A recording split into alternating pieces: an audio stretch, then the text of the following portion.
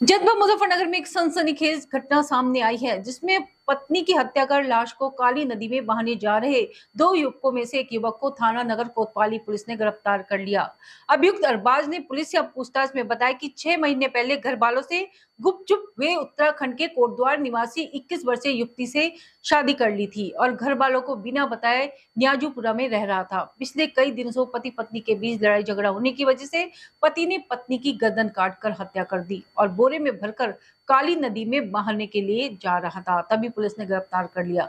अभियुक्त की निशानदेही पर पुलिस ने आला कत्ल छुरी भी बरामद की है। एसपी श्री सत्यनारायण प्रजापत ने बताया कि कल रात थाना नगर कोतवाली पुलिस को मुखबिर खास द्वारा एक सूचना दी गई थी कि दो व्यक्ति मोटरसाइकिल से काली नदी की तरफ गए हैं और काली नदी पर जाने के बाद एक बोरे को नदी में बहाने की कोशिश कर रहे हैं। सूचना पर तुरंत थाना कोतवाली पुलिस एवं एएसपी मौके पर पहुंचे और जिन दोनों लड़कों ने इस बोरे को बहाने का प्रयास किया था, उनमें से एक अभियुक्त पुलिस को देखते ही वहां से फरार होने में कामयाब हो गया एवं दूसरे लड़के को जब वहां घेर कर पकड़ कर पूछा गया तो साथ ही उसे बोरे को नदी से निकलवा कर जब देखा गया तो उसमें एक सरकटी लाश थी। जब उससे पूछा गया तो उसने बताया कि यह लगभग 21 वर्षीय युवती की है, जिससे इसने 6 महीने पहले शादी की थी और इस युवती का इसके द्वारा उत्तराखंड के कोटद्वार का रहने वाला बताया गया है और इसने अपने घर वालों से छुपाते हुए इस युवती से शादी की थी और न्याजूपुरा में किराए पर कमरा लेकर अपने घर वालों से छिपकर इसको वहां रखा था। पिछले 6 महीनों के दौरान इन दोनों के बीच में कई बातों को लेकर रंगमच हुई एवं आपस में झगड़े होने लगे। उसने अपने एक और अन्य साथी के साथ मिलकर लगभग 7 दिन पहले इस महिला की छुरी से गला काटते हुए हत्या कर दी थी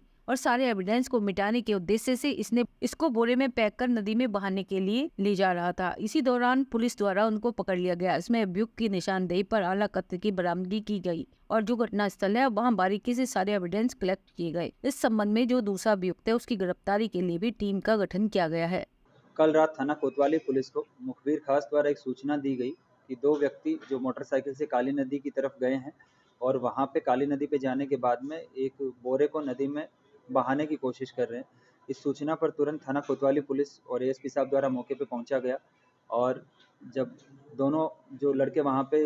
इस बोरे को बहाने का प्रयास किया था, उन्होंने पुलिस को देखते ही उनमें से एक वहां से फरार होने में कामयाब रहा। दूसरे लड़के को वहां पे घोर घेट कर जब पकड़ा गया और उससे पूछा गया और उस बोरे को निकलवा के नदी से और जब देखा गया तो उसमें एक सरकटी लाश थी और जब इससे पूछा गया तो इसने बताया कि ये जो लगभग 21 वर्षीय युवती है, इससे इसने 6 महीने पहले शादी की थी। ये युवती